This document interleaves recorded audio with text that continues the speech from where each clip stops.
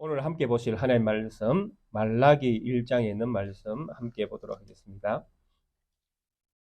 구약 성경 가장 뒤쪽에 있는 말라기에 있는 말씀입니다. 제가 가진 성경책은 1327페이지입니다.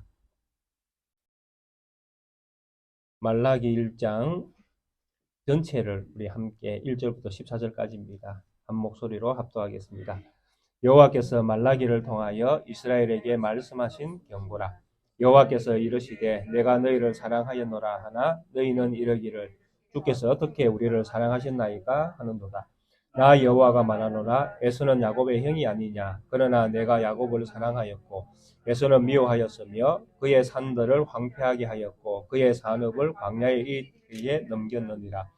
에도모 말하기를 우리가 무너뜨림을 당하였으나 황폐된 곳을 다시 쌓으리라 하거니와 나 만군의 여호와는 이르노라. 그들은 쌓을지라도 나는 헐리라. 악한 지역이라 할 것이요 여호와의 영원한 진노를 받은 백성이라 할 것이며 너희는 눈으로 보고 이르기를 여호와께서는 이스라엘 지역 밖에서도 크시다 하리라. 내 이름을 멸시하는 제사장들아 나 만군의 여호와가 너희에게 이르기를 이 아들은 그 아버지를 종은 그 주인을 공경하나니 내가 아버지일진데 나를 공경함이 어디 있느냐. 내가 주인일진데 나를 두려워함이 어디 있느냐 하나 너희는 이르기를 우리가 어떻게 주의 이름을 멸시하였나이까 하는도다. 너희가 더러운 떡을 나의 제단에 드리고도 말하기를 우리가 어떻게 주를 더럽게 하였나이까 하는도다. 이는 너희가 여호와의 식탁은 경멸히 여길 것이라 말하기 때문이라. 만군의 여호와가 이르노라. 너희가 눈먼 희생 제물을 바치는 것이 어찌 악하지 아니하며 저는 것 병든 것을 드리는 것이 어찌 악하지 아니하나 이제 그것을 너희 총독에게 드려보라. 그가 너를 기뻐하겠으며 너를 받아주겠느냐. 만군의 여호와가 이르노라. 너희는 나 하나님께 은혜를 구하면서 우리를 불쌍히 여기소서 하여 보라. 너희가 이같이 행하였으니 내가 너희 중 하나인들 받겠느냐. 만군의 여호와가 이르노라. 너희가 내 제단 위에 헛되이 불사르지 못하게 하기 위하여 너희 중에 성전 문을 닫을 자가 있었으면 좋겠도다. 내가 너희를 기뻐하지 아니하며 너희가 손으로 드리는 것을 받지도 아니하리라. 이르노라. 해 뜨는 곳에서부터 해 지는 곳까지의 이방 민족 중에서 내 이름이 크게 될 것이라. 각처에서 내 이름을 위하여 분향하며 깨끗한 제물을 드리리니 이는 내 이름이 이방 민족 중에서 크게 될 것임이니라. 그러나 너희는 말하기를 여호와의 식탁은 더러워졌고 그 위에 있는 과일 곧 먹을 것은 경멸히 여길 것이라 하여 내 이름을 더럽히는도다. 만군의 여호와가 이르노라. 너희는 또 말하기를 이 일이 얼마나 번거로운고 하여 콧웃음 치며 훔친 물건과 저는 것 병든 것을 가져왔느니라. 너희가 이같이 봉헌물을 가져오니 내가 그것을 너희 손에서 받겠느냐. 이는 여호와의 말이니라. 짐승떼 가운데에 수컷이 있거늘 그 서원하는 일에 허물 있는 것으로 속여 내게 드리는 자는 저주를 받으리니 나는 큰 임금이요 내 이름은 이방 민족 중에서 두려워하는 것이 됨이니라. 만군의 여호와의 말이니라. 아멘. 지난 주간에 강구드렸듯이 오늘부터 말라기에 있는 말씀을 함께 또 이렇게 나눠보려고 합니다. 구약 성경 가장 뒤쪽에 있는 이 말라기서는 흔히 소선지서라고 하는 부분 속에 들어있는 가장 뒤쪽에 있는 말씀입니다.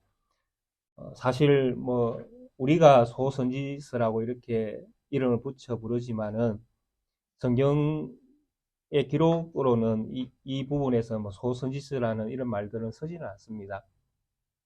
그래서 우리가 소선지서라고 이렇게 부르는 것은 양이 작다라는 의미에서 그렇게 부릅니다. 왜냐하니까 이사야나 에스겔 이런 쪽에서는 대선지서로 불려지니까요. 그 분량이 많다라는 이런 의미입니다. 그래서 소선지서를 12권으로 이렇게 그 호시아서부터 말라기까지의 모든 부분을 12권의 책으로 되어 있는 이 부분을 소선지서라고 이렇게 편의상 그렇게 부르고 있습니다. 그리고 우리가 살펴보는 이 말라기는 이 소선지서 중에 가장 뒤쪽에 있는 말씀으로서 기록적인 연대로 보면 예수님께서 오시기 전 한 400년 전에 기록된 말씀으로 구약과 신약을 이어주는 말씀의 어떤 교량 역할을 하고 있는 것으로 그렇게 저는 이해가 되어지고 있습니다. 그래서 말라기서를 잘 이렇게 또 말씀을 이렇게 생각해 보면 이 말라기서를 통해서 왜 예수님이 오셔야 했는가? 그리고 예수님께서 오셔서 왜 이 말씀을 선포하셨는가?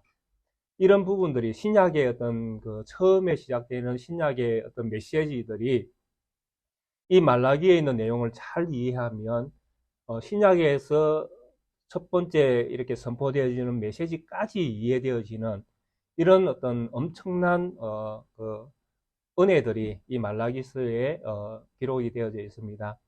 그래서 이 말라기에 있는 말씀을 잘 이해하는 것이 신약을 이해하는 데도 도움이 되고 또 현재 우리의 어떤 신앙의 어떤 상황 또 우리 자신을 돌아보는 이런 말씀으로도 이 말라기에 있는 말씀은 참 여러 가지 유익을 준다 이렇게 저는 생각을 합니다. 그래서 오늘부터 우리가 이 말라기를 함께 이렇게 말씀을 나누고 보는 이런 과정들을 통해서 우리의 시대를 또 이렇게 돌아볼 수 있고 우리의 교회의 상황도 돌아볼 수 있고 또 우리 자신도 돌아볼 수 있고 이런 것들을 통해서 장차 우리가 무엇을 또 소망해야 하는가 여기까지 이 말라기서를 통해서 우리는 도움을 받을 수 있습니다. 그래서 이런 부분들을 잘 정리해서 우리의 시대에 동일하게 우리가 어떻게 하나님 앞에 서 있어야 하는지 또 우리의 어떤 예배는 어떠해야 하는지 또 우리의 예배는 무엇이 담겨져야 하는지 여러 부분들을 이 말라기에 있는 말씀들을 통해서 우리가 유익을 받는 그런 시간들이 되었으면 좋겠습니다. 말라기에 대한 이 기록자가 말라기인데 이 말라기라는 이름으로 구약에는 한 번도 등장을 하지 않습니다. 유일하게 구약에서 말라기라는 이름이 등장하는 게 말라기의 이 부분입니다.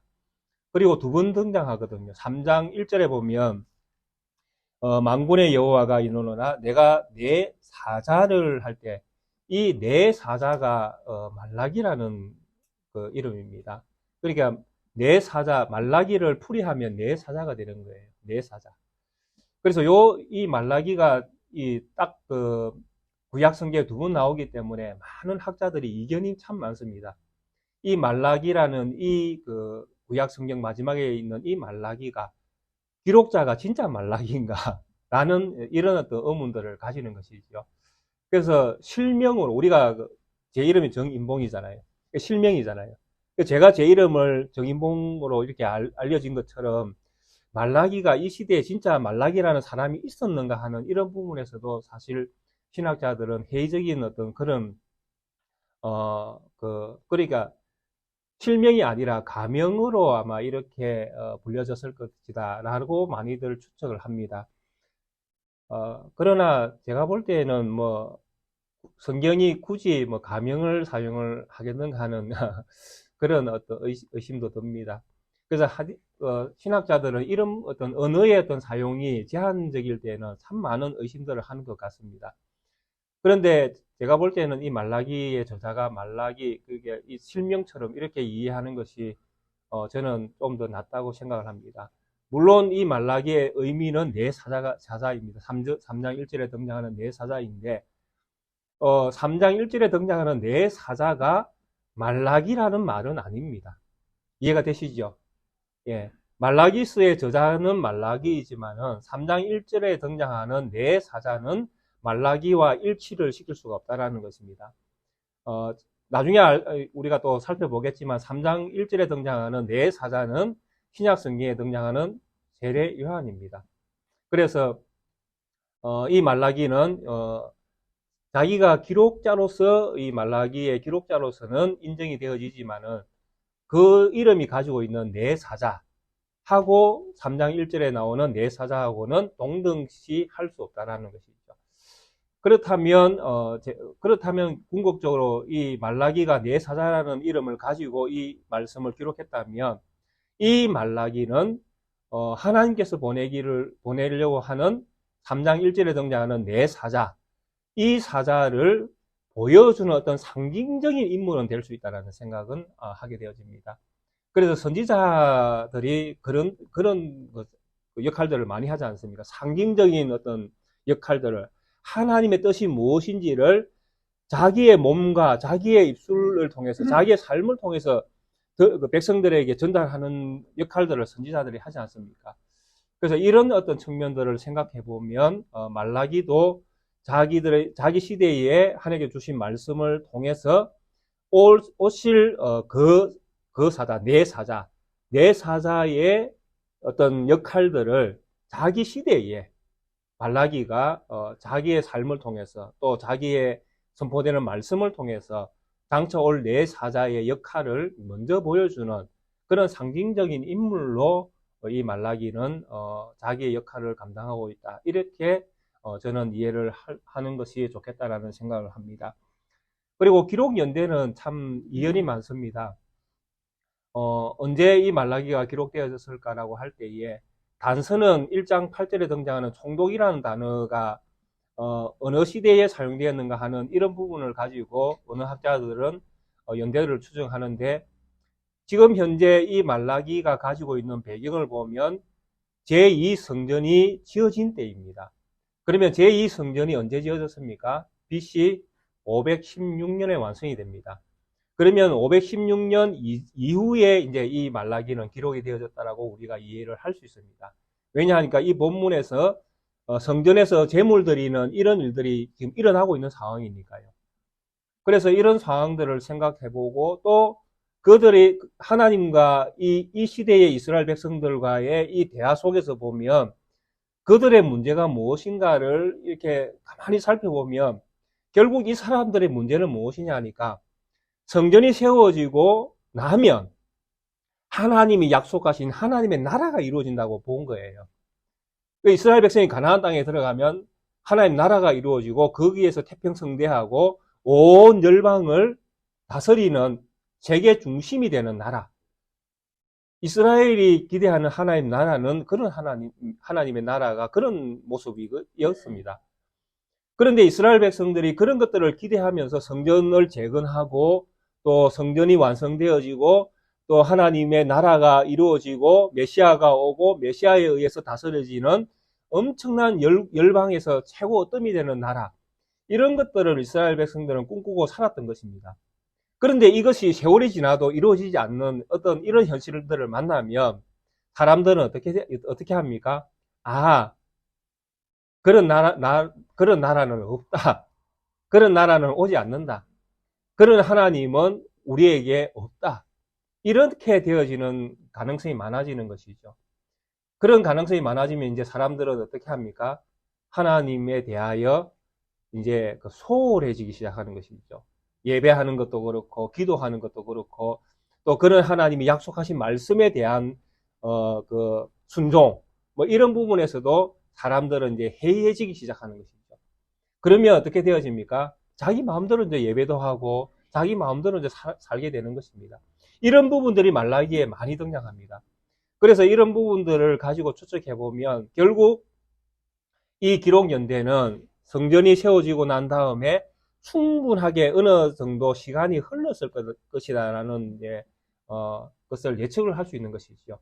그래서 보통 학자들은 많은 어떤 학자들 대부분은 아니지만 많은 학자들이 이 기록 연대를 성전이 세워지고 나서 근 한 100년 가까이 시간이 흐른 때에 이 말씀이 기록되어졌을 것이다, 이렇게 이해를 합니다. 그래서 총독이라는 이 단어가 등장하는 것이 516년 이후, 이제 성전이 재건되고 난 이후라고 볼 때에 페르시아가 이스라엘을 다스리는 그 시점으로 보면 대략 BC 한 430년경에 이 말라기서가 기록되어졌을 것이다, 이렇게 추측을 합니다. 그래서 BC 430년이면 성전이 세워지고 나서 한 80년 뭐 이렇게 조금 걸은 때에 이 말라기의 말씀이 기록되어졌을 것이다, 이렇게 생각을 합니다. 자, 그래서 이런 정도로 우리가 말라기의 어떤 시대적인 상황을 조금 이해를 하면 좋겠습니다. 그리고 또 한 가지는 제가 방금 말씀드렸듯이 이 시대적 상황은 이스라엘 백성들에게서는 이제 태평성대가 어느 정도 부분적으로 이루어진 것입니다. 왜냐하니까 바벨론으로 포로로 잡혀가서 이스라엘이 다 망한 때가 586년입니다. BC 586년에 이스라엘이 망하고 다 뭐 바벨론으로 포로로 잡혀가고 뭐 이렇게 뭐 흩어지는 이런 세월을 만난 이후에 이스라엘 백성이 세 번 이렇게 그 포로 귀환이 이루어지지 않습니까? BC 537년에 1차, 그 다음에 2차는 BC 458년에, 그리고 3차는 BC 444년, 45년에, 그 3차에 걸쳐서 포로 귀환이 이루어지니까 이 말라기가 기록된 시대가 430년으로 보면 이제 포로 귀환이 다 이루어진 상태입니다. 3차에 걸쳐서. 포로 귀환이 다 이루어진 상태이니까 어느 정도 이제 이스라엘 백성에게는 안정적인 그런 이제 시대를 맞이한 것입니다. 그 성전도 세워져 있죠. 에스라, 뭐 느헤미야, 또 스가랴, 스룹바벨 이런 사람들, 여호수아 이런 사람들을 통해서 성전 재건을 독려해서 성전이 516년에 딱 완성이 됐지 않습니까? 그 성전이 완성되어지고 세월이 한 80년 이렇게 지나는 동안에 포로 기한이 점차적으로 이루어져서 이스라엘 백성에게 포로로 잡혀갔던 많은 사람들이 돌아와서 이스라엘이라는 나라가 어느 정도 이제 안정기에 들어간 것입니다. 그래서 이제 하나님을 섬기는 이 제의에서도 예배의 어떤 그 제사 제도 이런 것들이 회복되어지고 제사장도 성전에서 제물 드리는 이런 많은 것들이 회복되어져서 이스라엘 백성들 입장에서는 보면 어느 정도 이제 안정이 생긴 이런 상황입니다. 그러니까 그들은 이제 기대치가 생긴 거잖아요. 성전을 지을 때도 뭔가 기대가 있어야 성전을 지을 거 아닙니까? 만약에 우리 낙계교회가 교회당 하나 짓는다 그러면 왜 짓겠습니까? 짓는 데는 뭔가 목적이 있잖아요. 그죠? 뭔가 기대하는 것도 있고, 그런 것도 없이 그냥 우리 심심한데 교회당 하나 짓자. 이렇게 하진 않지 않습니까? 그래서 이스라엘 백성이 성전을 지을 때도 마찬가지입니다. 이 성전이 지으면 하나님이 이 성전에 계시고, 그리고 하나님이 다스리는 나라가 되니까 당연히 하나님이 우리에게 약속하신 메시아가 오겠지. 그 메시아가 오면 이 메시아에 의해서 이 이스라엘은 열방에서 최고 아브라함에게 약속하신 대로 열방에서 하나님의 나라가 세워지는, 그죠? 너를 통해서 만국을 다스리는 나라가 세워지잖아요. 이런 아브라함에게 약속한 그런 나라가 당연히 세워질 것이라고 그렇게 기대를 하는 것입니다. 그런 기대를 가지고 이스라엘 백성은 성전을 재건했다라는 것입니다. 근데 성전을 재건을 해놓고 50년, 60년, 70년 이렇게 세월이 흘러도 이스라엘 안에서 변화가 전혀 없는 거예요. 하나님께서 약속하신 메시아가 온 것도 아니고, 메시아가 다스리는 하나님 나라가 이스라엘 백성이 열방 안에서 힘센 어떤 이런 자기들이 기대하는 이런 큰 열국이 되는, 열방을 다스리는 이런 열국이 되는 이런 어떤 기대도 전혀 할 수 없는 상황, 이런 것들을 보면서 이스라엘 백성은 이제 회의를 느끼기 시작하는 것이죠. 이제 이게 하나님을 믿는 것이 서서히 이제 종교화되어져 가는 것입니다. 형식화되어져 가는 것이죠. 예배에 나와도 민둥맨둥 나오는 거예요. 그냥 이거 시간이 됐으니까 일요일이니까 11시에 예배 드린다 하니까 그냥 가지 이렇게 떨럭떨럭 오는 거예요. 올 때에도 그냥 준비한 어떤 그런 예물을 드릴 때에도 미리 그 예물을 딱 준비해서 가져오는 것이 아니라 있는 대로 그냥 내 마음대로 내 기분대로 그냥 하나님 앞에 그냥 하나님 앞에 내놓는 것도 아니죠. 형식이니까. 그냥 참여했다는 참가비처럼 이런 어떤 세월들을 이스라엘 백성이 보내고 있는 것입니다. 지금 현재 이 말라기의 시대적 배경이. 그래서 이 말라기의 1장 1절에서 이 말씀이 어떻게 시작되고 있습니까? 여호와께서 말라기를 통하여 이스라엘에게 말씀하신 경고라. 이런 시대이기 때문에 말씀의 첫 메시지가 뭡니까? 경고로부터 시작하는 거예요. 경고를 받는 이유가 무엇입니까? 문제가 있다는 이야기죠. 잘 하고 있는데 하나님이 이스라엘 백성이 하나님 앞에서 믿음으로 잘 살고 있는데 때리지는 않지 않습니까? 어떤 아버지가 어떤 아들을 너무나 바르게, 너무나 사람이 보기에 아름답게 자라는 아들을 아버지가 무단히 때리겠습니까? 그런 아버지는 없잖아요. 그러니까 아버지가 아들에게 뭔가 경고를 내릴 때에는 아들에게 문제가 있다는 이야기잖아요. 뭔가를 잘못하고 있다는 것이죠. 그래서 제가 앞에서 말씀드렸던 그 배경, 이 배경 속에 있는 그 내용들을 잘 이해하시면 된다는 거예요. 이스라엘 백성은 이런 문제들을 가지고 있었다는 것입니다. 그들의 시대에 태평성대를 이루고 있는 그런 시대에 하나님의 나라를 기대하고 하나님의 나라를 다스리는 메시아의 나라를 기대하고 그분이 올 것을 기대하고 살았는데 안 오더라라는 것이죠. 그분이 오지도 않고 그런 나라가 이스라엘 안에서 이루어질 희망도 보이지 않더라라는 것이죠.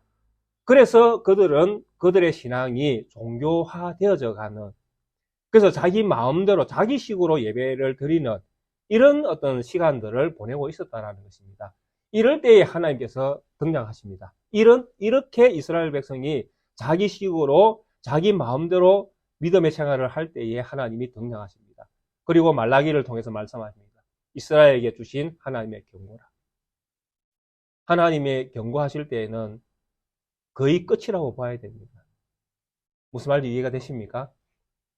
하나님이 우리에게 신호를 보낼 때에는 이미 하나님의 심판은 시작되었다고 봐야 된다는 것입니다.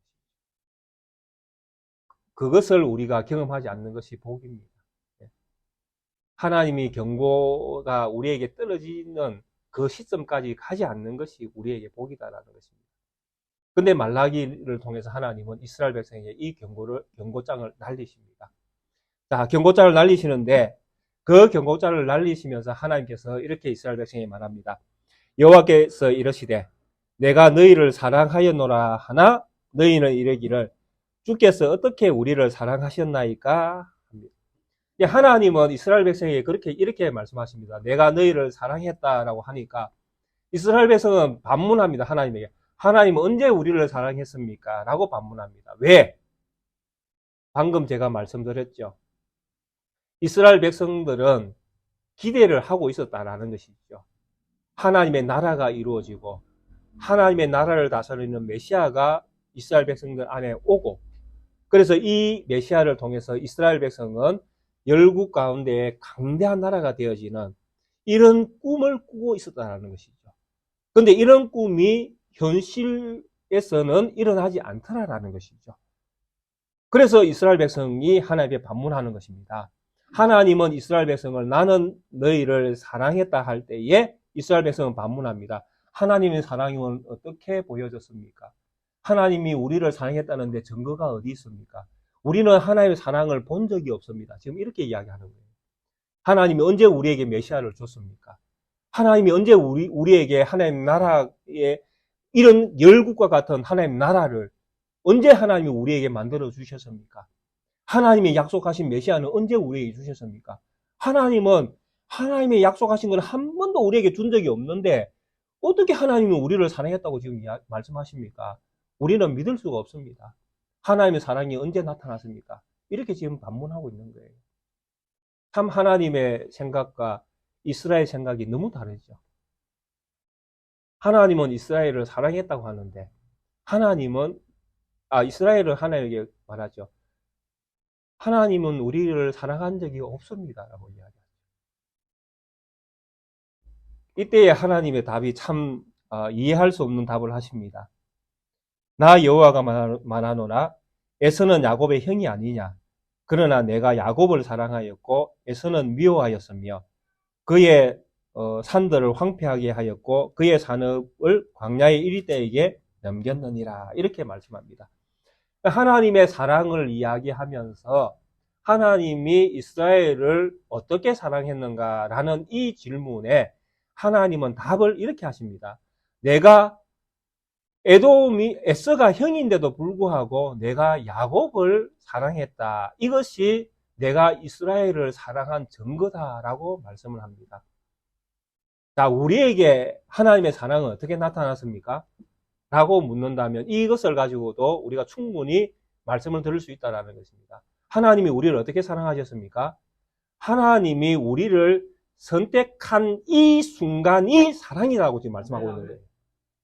놀랍게도 하나님이 우리를 선택한 것, 이것만으로도 충분히 하나님은 우리를 사랑했다고 지금 말씀하고 있는 것입니다.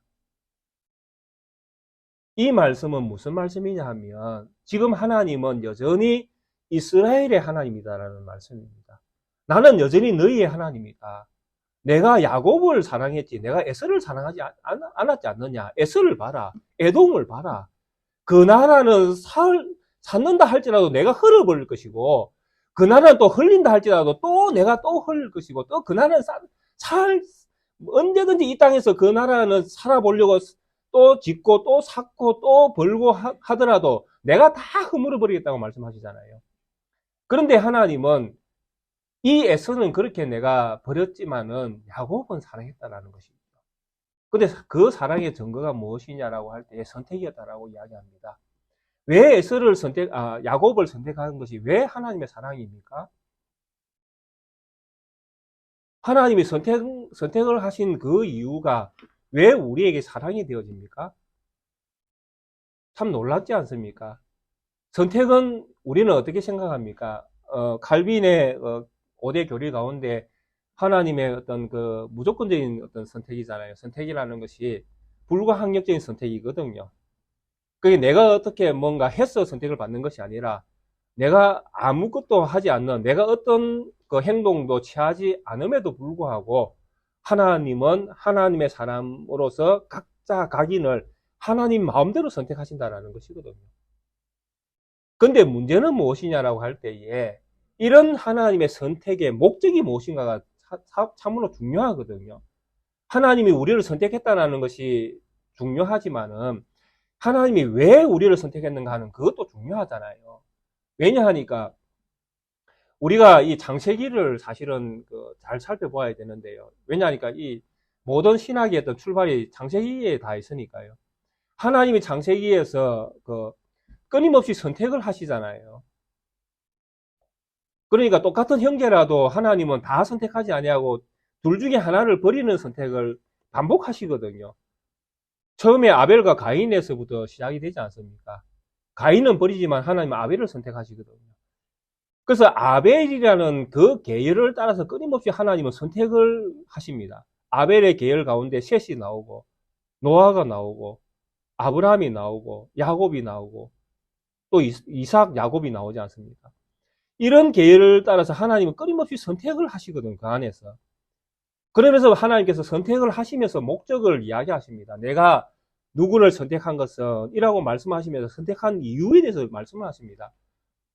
특별히 아브라함 때에 오면 하나님이 왜 아브라함을 선택했는가를 분명히 말씀하시거든요.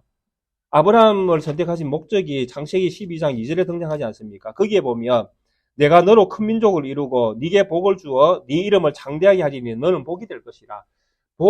복된 사람, 복된 민족, 창대 복으로 가득 찬 나라를 만들기 위해서 하나님이 아브라함을 선택했다고 말씀합니다. 근데 이 복으로 가득 찬 이 나라가 나중에 어떤 나라입니까? 의와 공도로 이루어지는 나라입니다. 의와 공도로 이루어지는 나라.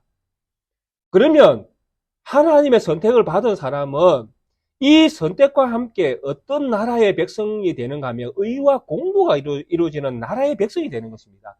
그러면 당연히 의와 공도가 이루어지는 나라의 백성은 의와 공도에 합당한 사람이 되어야 되는 것이죠. 맞습니까? 예. 이런 사람으로 하나님은 우리를 선택하실 때에는 우리가 하나님의 은혜에 의해서 무조건적으로 사랑으로 선택을 받습니다. 근데 선택을 받은 이 사람이 처음부터 의와 공도에 합당한 사람은 아니잖아요. 그렇지 않습니까? 우리가 하나님의 뜻을 다 알 수도 없고 하나님의 뜻을 다 이행할 수도 없고 하나님에 대한 믿음은 우리가 100% 다 가질 수도 없잖아요. 우리의 믿음은 하나님 편에서 보면 1이 될지 2가 될지 3이 될지 우리는 아무도 모르잖아요. 그만큼 우리의 믿음은 보잘것없다는 이야기입니다. 그런데 이 보잘것없는 믿음이 처음 시작되어질 때에 하나님은 하나님 나라에 합당한 사람으로 이 사람을 이끌어 간다는 것이죠. 성장시켜 가신다는 것입니다. 조금씩 하나님에 대해서 깨닫게 하고 하나님에 대한 지식이 늘어나게 하는 것이죠. 그런 만큼 믿음이 자라게 하시고 이런 방법으로 하나님은 아브라함을 선택해서 아브라함을 만들었잖아요. 이해가 되십니까? 아브라함으로 선택이 됐는데 나중에는 아브라함으로 불리잖아요. 그만큼 믿음이 성숙해져 가도록 하나님이 아브라함을 이끌어 가셨다는 것입니다. 그런데 오늘 본문에서 하나님은 누구를 등장시킵니까? 야곱을 등장시킵니다. 그런데 하나님은 지금 야곱과 이야기하는 것이 아니라 누구와 이야기를 합니까? 이스라엘과 이야기를 합니다. 그죠? 선택을 받은 자는 야곱인데 실제로 하나님이 지금 하나님과 대화의 대상으로 삼는 민족은 이스라엘이라는 것이죠. 이 이야기가 무엇입니까? 야곱은 무엇이 되어야 된다는 이야기입니까? 선택은 야곱으로 선택을 받았지만은 그는 반드시 이스라엘이 되어야 된다는 이야기입니다. 그걸 창세기에서 이야기하거든요. 하나님이 야곱을 선택해서 나중에 이스라엘이라는 이름으로 바꾸어주지 않습니까? 이 바꾸어주는 이 결정적인 사건이 무엇입니까? 야복강에서 하나님과 싸울 때 아닙니까? 싸울 때에는 야곱이 이깁니다. 왜? 자기 힘으로 싸워서 이겨내려고 하나님의 사자와 씨름하지 않습니까? 근데 실제로는 하나님 사자와 자기가 겨루어서 이겼습니까? 졌습니까? 성경에서는 꼭 이긴 것처럼 표현하지만 100% 졌습니다. 예. 왜? 한도뼈, 그리고 넓적다리 허리 쪽이 끊어졌는데 어떻게 이깁니까? 쩔뚝발이가 되어버렸는데요. 야곱이. 그러면서 하나님께 이름을 바꿨죠. 이제부터 네 이름을 이스라엘이라 부를 것이다. 이스라엘이라는 이름이 하나님이 사워주실 것이다 라는 이름입니다. 야곱은 야곱으로 있을 때에 자기 자신이 싸운 거예요. 하나님이 싸운 것이 아니라. 근데 이스라엘은 신분이 달라진다는 것입니다. 이스라엘은 자기가 싸우는 것이 아니라 하나님이 싸우신다는 것입니다. 오늘 말라기에서 하나님은 어떤 이름으로 지금 등장하고 계셨습니까? 말라기 1장에서 가장 많이 등장한 이름이 무엇입니까? 다 읽었잖아요. 하나님이 말씀하실 때 어떤 이름을 가지고 말씀하셨습니까? 만군의 여호와가 말하노라. 만군의 여호와가 말하노라. 만군이 무엇을 말씀하시는지 아시잖아요. 엄청난 군대를 거느린 여호와를 말씀합니다. 싸우는 여호와죠. 하나님이 지금 이스라엘과 싸우려고 지금 내려오신 거예요. 그만큼 이스라엘이 지금 하나님을 떠나 있다는 이야기입니다. 하나님이 이스라엘이라는 이름은 하나님이 싸워주실 것이다 라는 이름인데 하나님이 지금 누구와 지금 싸우려고 지금 내려오셨는가 하면 이스라엘과 싸우려고 지금 내려오셨다라는 이야기입니다. 엄청난 이거는 반역이죠. 하나님이 이스라엘을 위해서 싸워야 되는데 오히려 이제 이스라엘이 하나님의 대적이 되어 있다는 이야기입니다. 엄청난 반역이잖아요. 그만큼 이스라엘이 무너졌다는 이야기죠. 이스라엘이 이스라엘의 이름을 버렸다는 이야기입니다. 그래서 하나님은 다시 무엇을 들고 나오시는 것입니까? 선택을 다시 들고 나오시는 것이죠. 내가 너희를 선택한 이것이 내가 너희에게 사랑을 보여준 것인데 그리고 내가 너희를 선택한 목적이 무엇이냐? 내가 너희를 위해서 싸우는 나라를 만들려고 내가 너희를 선택한 것인데 너희는 지금 너희의 이 믿음에 너희의 이 종교화된 이 상황들을 한번 봐라. 너희 속에 내가 있느냐? 너희 속에 하나님이 있느냐? 너희 속에 믿음이 있느냐? 너희 속에 기대하는 기대치가 무엇이냐? 이 선택에서 하나님은 끊임없이 물으시는 것이죠. 그래서 야곱으로서 선택이 되지만은 궁극적으로 이스라엘로 자라가야 되는, 바뀌어져 가야 되는 이런 어떤 선택에는 이 목적이 있다라는 것을 우리가 분명히 알아야 된다는 것입니다. 사랑하는 우리 낙계교회 우리 성도님들, 하나님이 우리를 선택하신 것을 믿으십니까? 그러면 우리는 이제 어떻게 됩니까? 자라가야 되는 것이죠. 당연히 어디까지 의와 공도가 이루어지는 나라에 합당한 믿음의 사람으로. 물론 이렇게 살아가게 하시는 것도 누가 하십니까? 하나님이 하시죠. 그것을 인정해야 된다는 이야기입니다. 내가 하려고 하지 마시고 하나님이 해가신다라고 믿고 하나님이 하시는 그 일에 대하여 신뢰를 해야 된다는 이야기입니다. 그런데 이스라엘 백성은 자기식의 어떤 그 목적이 있잖아요. 하나님의 나라에 대한 자기의 어떤 생각이 있잖아요. 하나님의 나라는 열방에서 최고가 되어야 된다. 최고 힘 있는 나라가 되어야 된다. 그리고 하나님이 보내겠다고 하신 메시아는 우리가 기대하고 있는 지금 오셔야 된다는 것이죠. 자기의 또 생각으로 하나님을 다스리려고 하는 것이죠. 부리려고 하는 것이죠. 하나님은 하나님의 때에 보내겠다고 하시잖아요. 메시아를 보내는 것은 하나님이 보내셔야 오시는 거잖아요. 그런데 왜 우리가 하나님 지금 와야 됩니다 라고 이야기해야 되냐 하는 것이죠. 내가 힘들다고, 내가 힘든 이 문제를 하나님 지금 고쳐주셔야 됩니다라고. 왜? 내 문제를 내 계획에 맞춰가지고 내 뜻에 맞춰서 왜 지금 해야 된다고 우리는 고집을 펴냔 말이에요. 그 일은 누가 하셔야 됩니까? 하나님이 하셔야 되잖아요. 때와 기한은 하나님에게 있는 거잖아요. 근데 우리는 우리의 생각을 다 집어넣어버리는 것이죠. 지금 돼야 됩니다. 오늘 돼야 됩니다. 이 교회는 우리 때에 성장해야 됩니다. 우리의 어떤 방식과 우리의 어떤 노력과 우리의 어떤 결과물을 우리는 우리식으로 자꾸 이제 해석을 하려고 하는 것이죠. 그러니까 하나님하고는 너무 다르잖아요. 하나님은 지금 이스라엘에게 찾아오셔서 그러지 않았습니까? 내가 너희를 사랑했다. 이스라엘 백성은 하나님 언제 우리 사랑하셨죠? 우리는 하나님 사랑을 받은 적이 없는데요. 너무나 다르다는 것이죠. 이렇게 성경에서 하나님의 뜻과 사람의 뜻이 만나면 누구의 뜻이 옳습니까? 우리 성도님들은 누가 옳다고 생각하십니까? 100% 하나님 옳으시잖아요. 그러면 인간이 얼마나 어리석음에 빠져 있는가를 알게 되어지는 것이죠. 그런데 참 어리석게도 이렇게 하나님의 선택을 가지고 하나님은 야곱을 사랑했고 에서를 버렸는데 에서라는 이 나라는 내가 이미 버렸기 때문에 그들은 발부둥 친 나라라는 것이죠. 우리는 쌓아서 우리의 나라를 만들 것이다. 근데 하나님은 뭐라고 말씀하십니까? 허물어 버릴 것이다. 없애버릴 것이다. 없애버릴 것이다. 여기서 우리는 하나님의 선택이 얼마나 중요한가를 분명히 알게 되어집니다. 사할 수 있는 것은, 사여지는 것은 하나님의 나라 외에는 없습니다. 믿으십니까? 사여지는 것은, 채워지는 것은, 충만하게 되는 것은 하나님의 나라 외에는 이 땅에는 있을 수가 없습니다. 하나님은 이것을 분명히 말씀하고 계시거든요. 에돔의 나라는 내가 선택한 적이 없다라는 것이죠. 에서는 내가 선택한 적이 없다. 내가 선택하지 않는 나라는 무조건 버려진다라는 것을 말씀하고 계시는 거잖아요. 그만큼 선택이 중요하다라는 것입니다. 하나님이 우리를 선택하셨습니다. 세상을 하나님은 선택하신 것이 아닙니다. 그러므로 세상 나라는 아무리 사할지라도 무너질 것입니다. 나중에 다 알게 될 것입니다. 5절에 그렇게 말씀하시잖아요. 너희는 눈으로 보고 이르기를 여호와께서는 이스라엘 지역 밖에서도 크시다 하리라.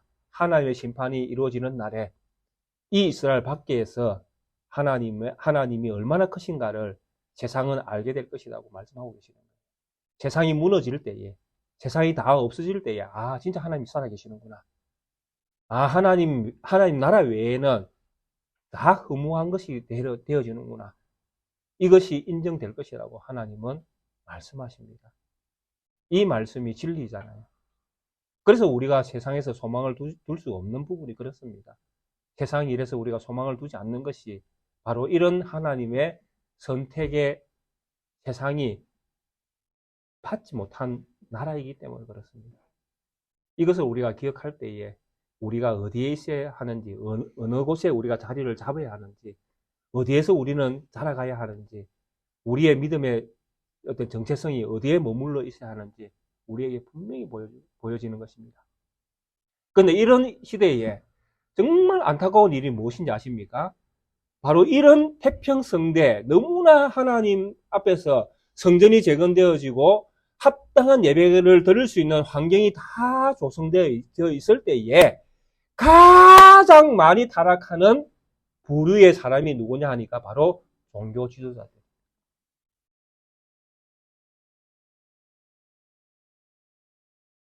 우리의 시대를 읽어보시면 우리의 시대를 보십시오. 누가 가장 타락해 보입니까? 교회의 실상 속에는 성도들의 문제보다는 지도자의 문제가 훨씬 많습니다. 그렇잖아요. 6절에 내 이름을 멸시하는 제사장들아 이렇게 6절에 등장하잖아요. 이렇게 하나님께서 좋은 시대를 주셨는데 누가 하나님의 이름을 가장 멸시를 하고 있습니까? 제사장들입니다. 제사장들아 나 만군의 여호와가 또 등장합니다. 너희에게 이르기를 이들은 그 아버지를 종은 그 주인을 공경하나니 내가 아버지일진데 나를 공경함이 어디 있느냐 내가 주인일진데 나를 두려워함이 어디 있느냐 하나 너희가 이르기를 우리가 어떻게 주의 이름을 멸시하였나이까 대답합니다. 백성들과 똑같이 대답하죠. 하나님은 제사장들에게 하나님에 대하여 멸시한다고 하는데 제사장들은 이야기합니다. 우리가 언제 하나님을 멸시했습니까? 7절 이하에 쭉 그 내용들이 나오죠. 그들의 하나님 앞에 드린 더러운 떡으로부터 시작해서 저는 것, 눈먼 것 상상이나 되십니까? 하나님 앞에 왜 더러운 걸 드리죠? 하나님 앞에 왜 저는 걸 가져와서 이렇게 당당할 수 있을까요? 제사장들의 이 당당한 모습을 한번 보십시오. 하나님 앞에 이들은 이미 드리고 있었습니다. 분명히 드렸거든요. 하나님이 이스라엘 제사장이 안 드렸는데도 너희가 드렸다라고 하나님이 거짓말 하시는 분은 아니시잖아요. 이스라엘 백성들 안에서 제사장들이 이미 제사 제도 안에서 이런 일들을 하고 있었다는 것입니다. 그래서 하나님은 제사장들에게 하나님을 멸시한다고 하나님은 말씀하셨는데 그들은 너무나 뻔뻔하게 우리가 언제 하나님을 멸시하셨습니까? 라고 반문한다는 것이죠. 이 이야기 속에 무엇을 느낍니까?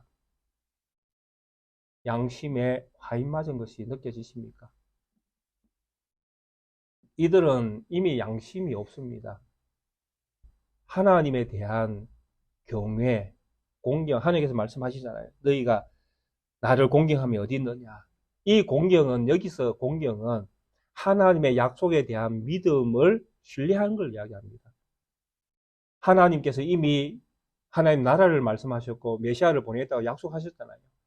그 메시아를 보내는 그 일을 믿고 그들은 제사 제도를 통해서 그 나라를 기다리고 그 나라가 오는 것을 소망해야 되지 않습니까? 그런데 제사장들은 제사 제도를 통해서 그런 나라를 소망하고 있지 않다라는 것을 반대로 표현했다라는 것이죠. 그만큼 이들은 하나님에 대한 어떤 공경이 전혀 없었다라는 이야기입니다. 더러운 떡은 제사 제도 속에서는 음식을 이야기합니다. 음식이라는 것은 제사 제도 속에서 나오는 다양한 음식들 가운데 가장 많은 음식들이 무엇입니까? 제물로 바쳐진 짐승들이잖아요. 이 짐승들이 다 더러운 떡으로 지금 등장하고 있는 것입니다. 더러운 떡을 하나님의 제단에 드리고도 말하기를 우리가 어떻게 주를 더럽게 하였나이까? 너희가 여호와의 식탁은 경멸히 여길 것이라 말하기 때문이라. 만군의 여호와가 이르노라 너희가 눈먼 희생을 제물을 바치는 것이 어찌 악하지 아니하며 저는 것 병든 것을 드리는 것이 어찌 악하지 아니하나. 이제 이것을 너희 총독에게 드려보라. 그가 너를 기뻐하겠으며 너를 받아주겠느냐. 사람에게 드려도 안 받을 것을 이 제사장들은 하나님께 바쳤다라고 이야기합니다. 이유가 무엇입니까? 하나님의 나라는 오지 않는다고 믿은 것이죠. 하나님이 약속하신 것은 다 허풍이라고 그렇게 생각을 하는 것이죠. 그래서 지도자들의 어떤 생각 속에는 여기가 좋사오니라는 생각으로 가득 찼다는 이야기입니다. 하나님의 나라를 기대하면서 말씀을 전하고 또 이 제사 제도를 주신 목적을 잘 지키면서 예배의 어떤 형식들을 갖춰야 되는데 이런 것들을 다 버려버렸다는 것입니다. 그래서 인간 중심의 어떤 예배의 어떤 틀을 장식했다는 것입니다. 여러분, 제사가 왜 이렇게 소중할까요? 예배가 왜 이렇게 소중할까요? 예배를 드리면서 하나님의 제물 드리는 것이 왜 이렇게 소중할까요? 이것을 제사장들이 이유를 몰랐다는 이야기입니다. 오늘날 우리가 예배 드리면서 이 예배가 왜 소중한지를 우리가 이유를 모르고 참여할 수도 있다는 이야기입니다. 우리가 드리는 헌물, 우리가 드리는 하나님 앞에서 어떤 그 마음, 이런 것들이 우리가 아무것도 모르는 가운데에 그냥 드릴 수도 있다는 이야기입니다. 어떤 식으로? 형식적으로. 그러니까 우리가 드리는 데는 분명한 목적이 있어야 되고 이유가 있어야 되잖아요. 이스라엘 백성이 제물을 가지고 와서 하나님 앞에 제물을 드릴 때에는, 제사를 드릴 때에는 제사를 드리는 분명한 목적이 있어야 되잖아요. 근데 그 목적을 잃어버리면 형식만 남게 되어지잖아요. 드리는 형식만 남게 되어지잖아요. 그렇게 되어지면 제사 제도는 무너지는 것입니다. 형식만 남는 것은 아무 의미가 없잖아요. 제사장들이 바로 이런 상황에 빠져 있는 것입니다. 하나님이 제사 제도를 왜 주셨습니까? 이스라엘 백성에게. 제사 제도는 가장 간단하게 생각하면 출애굽의 반복입니다. 이스라엘 백성이 애굽에서 나올 때에 어떻게 나왔습니까? 문설주 임방에 발려진 어린 양의 피 때문에 살아서 나왔지 않습니까? 그것이 하나님의 진정한 모습입니다. 하나님의 희생으로 살게 되어진 나라가 이스라엘이라는 나라인 것을 보여주시는 것이죠. 그럼 제사 제도는 반복되고 있잖아요. 이스라엘이 하나님 앞에 드리는 모든 제물은 누구의 희생입니까? 하나님의 희생입니다. 사람이 하나님의 사람에게 제물을 바치라고 이야기했지만 그 제물은 실제로 하나님 자신이었다라는 것입니다. 내가 죽어야 너희가 산다라는 것을 하나님이 제사 제도를 통해서 이스라엘 백성에게 보여주셨다라는 것입니다. 그러니까 이스라엘 백성은 제물을 드릴 때에도 무엇을 드리는 것입니까? 자기의 죽음을 드리는 거예요. 저는 죽었습니다. 하나님이 살려주시지 않으면 저는 살 수가 없습니다. 그런 마음으로 제물을 드리는 거예요. 내 것을 드리는 것이 아니라 하나님의 살려주심을, 그거 없이는 내가 살 수 없음을 고백하는 그 고백을 드리는 거예요. 우리의 헌금이 다 그래야 됩니다. 이해가 되십니까? 우리의 헌금은 제 것을 드리는 것이 아닙니다. 착각하지 마십시오. 성도님들의 것이 어디 있습니까? 세상에. 다 누구십니까? 하나님의 것입니다. 그래서 우리가 일을 내놓든 일을 내놓든 이것은 하나님의 희생을 우리가 드리는 것을 분명히 우리가 기억을 해야 됩니다. 하나님의 죽으심이 우리를 살게 하셨습니다. 그래서 오늘도 저는 살아있습니다. 이 살아있는 것에 대하여 하나님 앞에 감사함으로 제물을 드리지만 이 제물 또한 하나님의 것입니다. 하나님의 죽으심이 여기에 담겨 있습니다.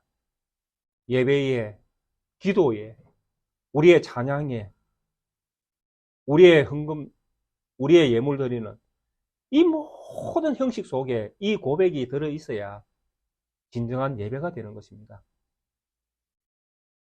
그럴 때에 우리가 비록 작은 것을 드려도 전부 다 드린 것이 되어지는 것입니다. 두렛돈을 드린 그 여인처럼. 그가 아무것도 없는, 아주 보잘것없는 그런 가난한 가운데 아주 작은 것을 하나님께 드렸지만 하나님께서 뭐라고 말씀하셨습니까? 그의 전부를 나에게 줬다고 말씀하시잖아요. 그게 신앙이에요. 그게 믿음이고 그게 예배잖아요. 살아있는 예배. 근데 이스라엘의 제사장들은 이런 하나님의 제사에 담겨져 있는 하나님의 희생을 전혀 기억을 못하고 있는 것이죠. 그래서 자기 것을 주는 것처럼 챙색을 내잖아요. 챙색을 내니까 어떻게 합니까? 저는 것도 줬다가 눈먼 것도 줬다가 챙색이니까 내 것이니까 내 것을 주니까 내 것을 당신에게 주니까 당신은 내가 주는 대로 받아야 됩니다. 이 생각 아닙니까? 그러니까 저는 놈도 주고 먼 놈도 주고 더러운 떡도 주고 왜? 받는 사람은 그냥 받아야 돼. 뭘 주더라도 고맙게 받아야지. 이 믿음으로 주는 것이니까요. 너무나 다르잖아요. 이런 시대에 타락한 최고의 사람들이 바로 이런 제사장들이었다는 것입니다. 기본이 하나님의 기본 제사에 담겨져 있는 의미도 모르는 이런 사람들이 뭐 하고 있는 것입니까? 지도자 노릇을 하고 있는 것입니다. 저는 한국 교회가 이래서 위험하다고 저는 생각을 하는 것입니다. 참 지도자들이 바로 서지 않으면 한국 교회의 미래도 사실은 없습니다. 우리 우리 이렇게 태평성대를 이루고 있는 것처럼 너무나 화려한 이 한국 교회 안에서도 어쩌면 이와 같은 제사장들의 무지가 넘쳐나고 있을 수도 있다라는 것입니다. 그래서 우리는 깨어 있어야 되고 믿음의 말씀 안에서 하나님의 뜻을 잘 분별해야 되고 그 분별력으로 우리는 교회를 통해서 주시는 하나님의 은혜를 아름답게 누릴 수 있는 성도들이 되어야 되는 것입니다. 아멘. 우리 사랑하는 성도님들은 이 말라기 처음에 나오는 이 경고의 말씀들을 통해서 정말 하나님의 참 희생과 선택의 의미를 잘 이해하시고 하나님의 선택에 의한 사랑과 선택받은 자의 성숙을 하나님은 이루어 가시고 그 성숙 속에는 반드시 믿음이 담겨야 되는데 그 믿음은 하나님의 희생에 대한 믿음이라는 것입니다. 이 부분을 잘 이해하시고 이 믿음 안에서 또 성숙해가는 우리 성도님들 되시기를 주의 이름으로 축원드리겠습니다. 함께 찬송가 290장 함께 찬양 드리시겠습니다.